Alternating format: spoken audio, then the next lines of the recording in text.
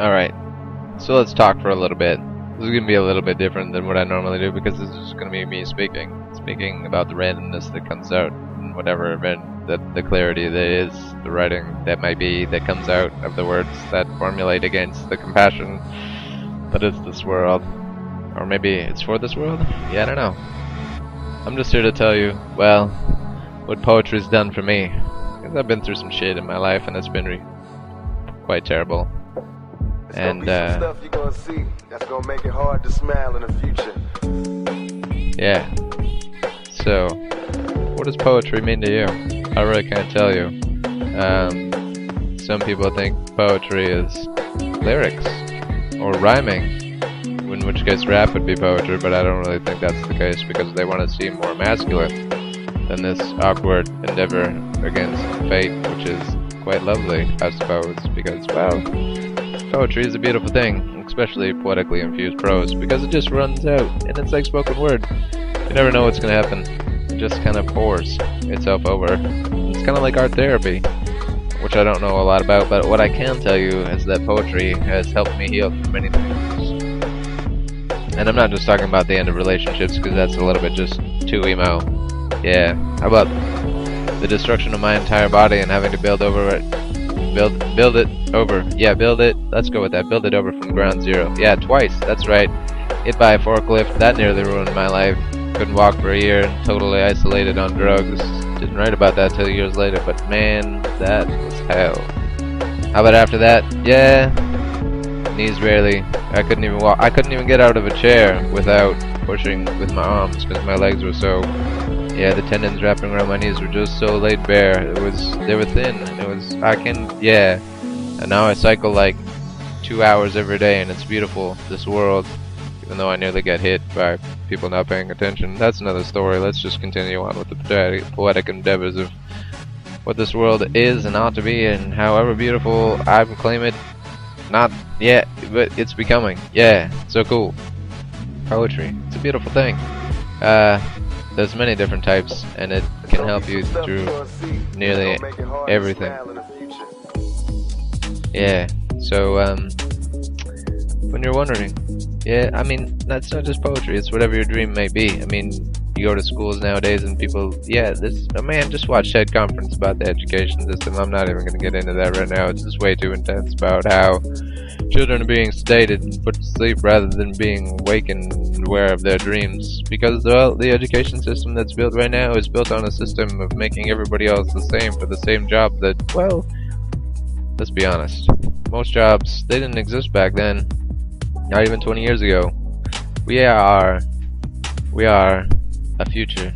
We are children of a place born for jobs. We were getting trained for jobs that don't even exist in schools yet. So yeah, what's the point in even going to school other than to educate your mind and teach you how to be socially aware and maybe some conscious of, you know, the world around you.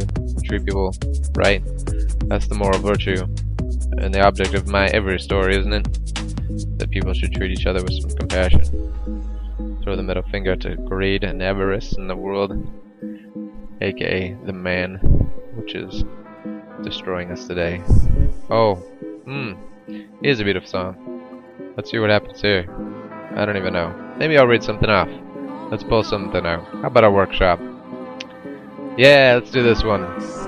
This one's beautiful. This one's called Dear Mom. Promise me, when you sit alone, trapped in the memories, you'll remember that I was.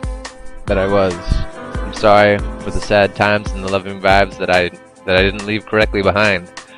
Don't dwell on those colors, like every Friday and the hopes promise of joy on the next day. That, well, if it didn't happen any other time of the week or any other point in history, it happened on Friday. Promise the family. You'll be fine in my requiem, tone deaf to the unspoken eulogy of the absence of my acceptance, that I still wish my epitaph read, that I was born this way and I was accepted. But your hope never faltered, and that I will remember, 'cause I was. Dearest Mom, sorry for my sad times, the loving vibes, and I leave behind this memory. Dwell in the colorfulness of every Friday night, and the glory of those promises that are fulfilling, 'cause in your arms find strength. I promise to keep for the fire of your heart burns brightly within the rest of my siblings, and I'm sorry that all I could ever speak of was loneliness. It was never my intention to end this way. Remember the hope of the family that I leave behind, of your children, of your husband, and the beauty of my shadow. Because that's all that I remember is my shadow right now, in this moment. The shade of self following me everywhere I go, while the sun shines down and gives me a little bit more hope. But not for self. Yeah, I stabbed that and purged it out of my own wrist, wherein my heart lies, leaving myself homeless as I wander around this forsaken earth. It's not forsaken, it's a beautiful place, but, well, for me, it's an ill-fated destiny. So I write myself blind until death. Unfortunately, I ended a menace. I was found guilty of a reckless word event. Unforgivable. This is my noose. Every night a new stranger. Yeah. How about a prayer of dignity? This one's pretty powerful too. Let's go into it and see what happens. Because this is what I'm just trying to show you that everybody, yeah, here we go. Every night a new stranger fondles my chest, exploring my nakedness. Closed eyes in prayer, wishing for someone else. The dollar signs attest to society's surrender. Men fornicate at random, living off the sake of living. Lust is their deadly, every moment wish adventure. Monetary relief for the drug abuse. Then they inherently took within that pill that they gave to the woman, who now riddles her back over, bent spine. Knees upon the bed. How disgusting.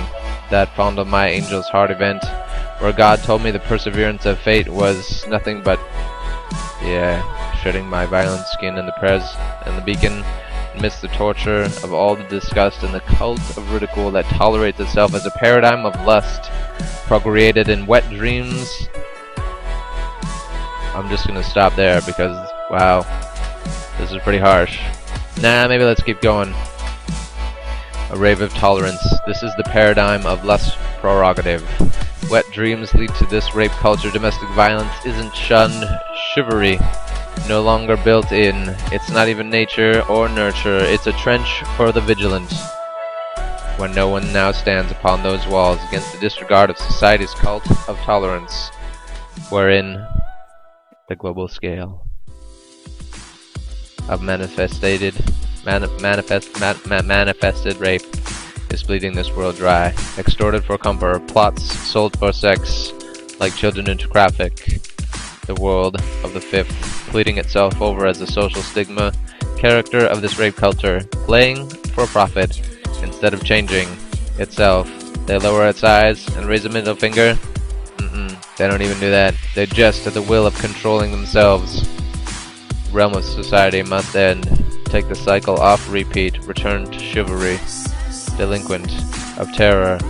Reign of sexual hate. We must overturn society's cult of tolerance. Wet or dry fiction. Global scale of terror. Manifestation of lust. Rape. Dry. Bleeding virgins. Extortion.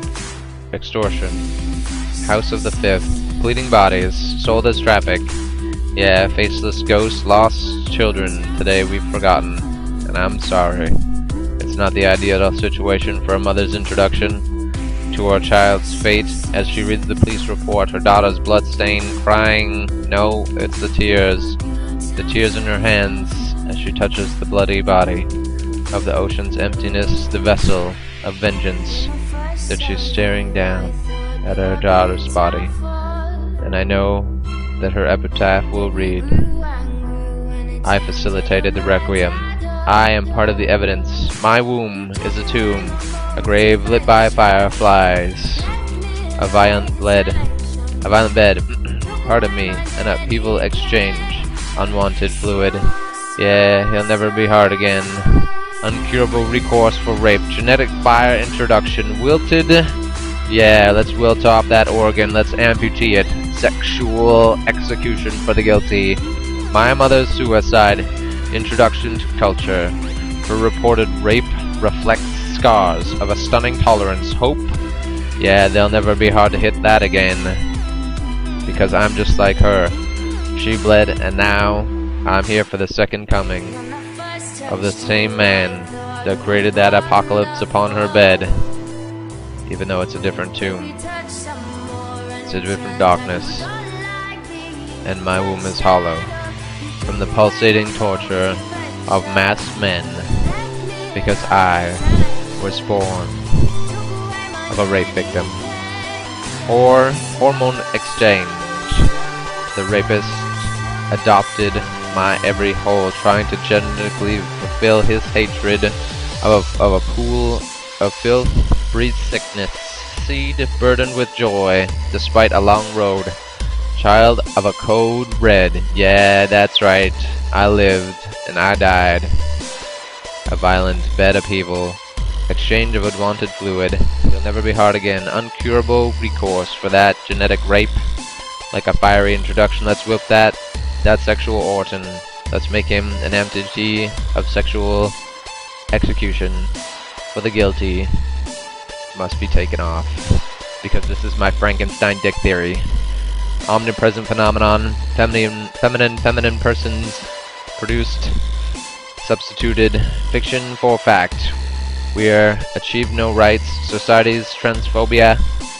Yeah, it proclaims silence, intolerance. They'll never be hard again. She bleeds after the second coming, wishing for the apocalypse upon her own bed. 2 minutes of pulse torture. With a desperate act, a hideous masked man. His act of desperation was seclusion, because therein he might fulfill himself dead. A chameleon with no paradox of life-changing interviews, a vampire stealing angels as they become insects, crawling on the floor. He humps their corpses, embodying somebody else's creature before his eyes as he sees demons as parasites. Antidote for his obsession, cure every ailment in the sexual execution. He must amputee off his own self. Yeah, that's right. However hung you might be, take that single pill remedy. However full of lust you might be, take the pocket, fulfill the void. Take off that mask, checkmate the whole earth. No legal tender must name. Barter your own soul against a book. Biophilia, yeah, that's right. You never know what that shit it's tight. Patriarchy, byproduct. Beautiful, inviting puppets. Misogyny, oppression, walls built by history. Society now accepts and disregards equality. This is the scheme of everyone against women, blaming the victim.